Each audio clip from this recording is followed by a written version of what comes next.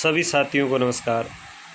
आज की इस वीडियो में हम बात करेंगे पटवार भर्ती परीक्षा में आए हुए हिंदी व्याकरण के प्रश्नों की। तो हिंदी व्याकरण के प्रश्नों की बात करते हैं तो 2 शिफ्ट में पेपर हुआ था, फर्स्ट शिफ्ट में और सेकंड में। तो इसमें फर्स्ट शिफ्ट की बात करें तो 139वां प्रश्न है, यहाँ से हिंदी के प्रश्न शुरू हुए थे और इसमें 139वां प्रश्न है यथाशक्ति शब्द किस समास का उदाहरण है।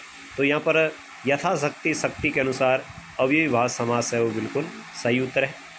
दूसरा प्रश्न था कि किस विकल्प में विलोम युग्म है, यानी सही है।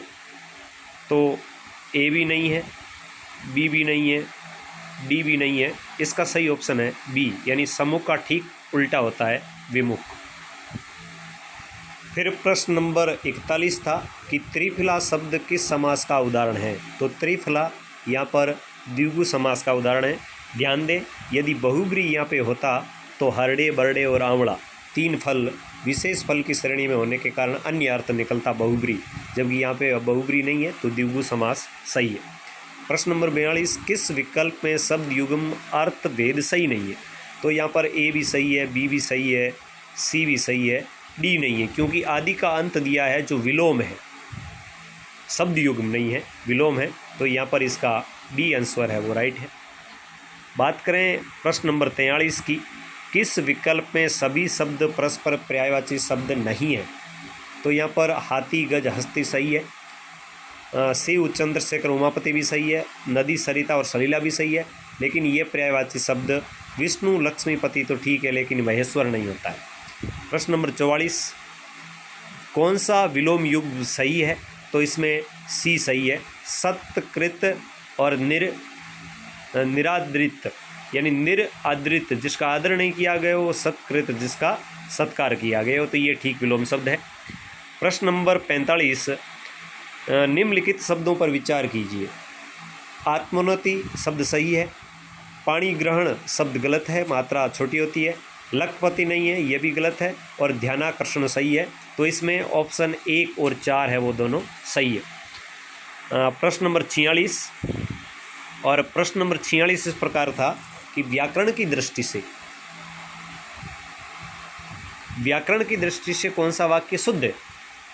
तो इसमें बी भी गलत है, मुझे पाठ याद करना चाहिए, यहाँ कोई चित्र नहीं है, और पढ़ना एक आवश्यक कार्य है, ये तीनों गलत है, एक ही सही है, हमारे पूज्य गुरुजी आ जाएंगे। प्रश्न नंबर 47 कहता है कि किस वाक्यांश के लिए प्रयुक्त शब्द सार्थक नहीं है, जिसे जीता जा सके। अजय सही है, बिना वेतन वाला अवैतनिक होता है, जिसका अनुभव किया जा चुका है अनुभूत होता है, दोपहर के बाद का समय उसे अपन कहते हैं अपराह्न, पूर्वाह्न नहीं कहते हैं, तो यह सही है उत्तर। प्रश्न नंबर 48 के बारे में मैं आपसे बात नहीं करना चाहूँगा, क्योंकि क्लियर इसका उत्तर मैं आपको नहीं बता सकता। प्रश्न नंबर 49 है कि दांतों से हाथ काटना मुहावरे का भावार्थ क्या है। तो इसका सही उत्तर होगा, वो होगा पश्चाताप, यानी पश्चाताप करना या पछताना, ये इसका उत्तर सही। 39वां प्रश्न है कौन सा संधि विशेष सही है। तो ए है, वो भी गलत है, बी है, वो भी गलत है, यश प्लस अभिलाष है, यशाभिलाषी नहीं होता है, रीत प्लस अनुसार भी गलत है, महा प्लस ऐश्वर्य महेश्वरीय शब्द है, वो सही है। प्रश्न नंबर 40 किस विकल्प के सभी शब्दों में उपसर्ग और प्रत्यय का प्रयोग हुआ है। तो यहाँ पे अंतः प्लस यदि अनियर प्रत्यय देखें, अ प्लस अनियर प्रत्यय देखें, तो ए ऑप्शन है, वो बिल्कुल सही है। प्रश्न नंबर 41वां व्याकरण की दृष्टि से निम्न में से कौन सा शुद्ध वाक्य है। तो यहाँ पर डी सीधा सा गलत है, ए भी सीधा सा गलत है। अब बात बी और सी की रहती है, मैं अपनी बात के स्पष्टीकरण के लिए या तैयार हूँ, या लड़का मिठाई लेकर भागता हुआ घर आया, तो इसमें मेरा ये मानना है कि इसमें बी ऑप्शन है, वो बिल्कुल सही है। प्रश्न नंबर 142वां किस वाक्यांश के लिए प्रयुक्त शब्द सार्थक नहीं है। 5 मुख वाला पंचानन, रात्रि को विचरण करने वाला निशाचर, जिसे सबके विषय में जानकारी हो सर्वज्ञ, और 12 महीनों में होने वाला। तो 12 महीनों में एक बार होने वाला, तो इसे 12 मासा नहीं कह सकते, 12 महीनों में एक बार होने वाला। तो वार्षिक होगा। 12 मतलब 12 महीनों का वर्ण होता है, उसे 12 कहते हैं। प्रश्न नंबर 43वां कहता है कि निम्न शब्दों पर विचार कीजिए, कौन से शुद्ध है।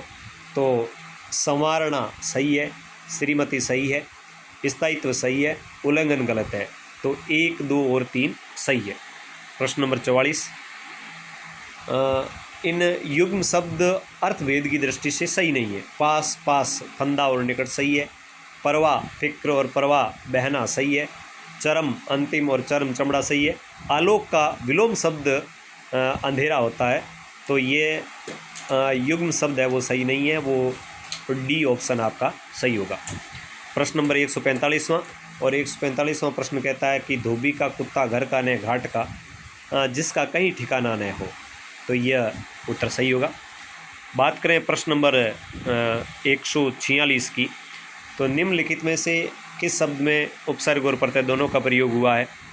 तो यहाँ पर प्रशासन और एक अलौकिक और था, यहाँ पर डी ऑप्शन है वो बिल्कुल सही है। प्रश्न नंबर 147, इसकी भी मैं यहाँ पर बात नहीं करूँगा क्योंकि अनुभवहीन भी होता है, परिवीक्षा काल भी सही है। इसमें मेरी दृष्टि से है, मैं ऑप्शन बी मानूंगा, फिर भी इसके बारे में आप अलग से क्लियर करें। और प्रश्न नंबर 48 की बात भी मैं यहाँ पर नहीं करूँगा क्योंकि स्पष्ट आपको नहीं बता सकता। प्रश्न नंबर 149 की बात करें तो प्रश्न नंबर 149 है, सही संधि विच्छेद नहीं है। सचिवालय का सही है, राम प्लस अयन का सही है, नमः प्लस ते का सही है, युधिष्ठिर का यहाँ पर सही नहीं है। युद्ध प्लस स्थिर या युदय और स्थिर शब्द होता है युधिष्ठिर, तो यहाँ पे ई का प्रयोग गलत हुआ है, इसलिए ऑप्शन बी सही है। और बात करें प्रश्न नंबर 150 की, तो कौन से शब्द परस्पर पर्यायवाची शब्द नहीं है। तो ए तो सही है ही, गंगा भागीरथी और मंदाकिनी भी सही है, तलवार शमशीर और रस्सी भी सही है।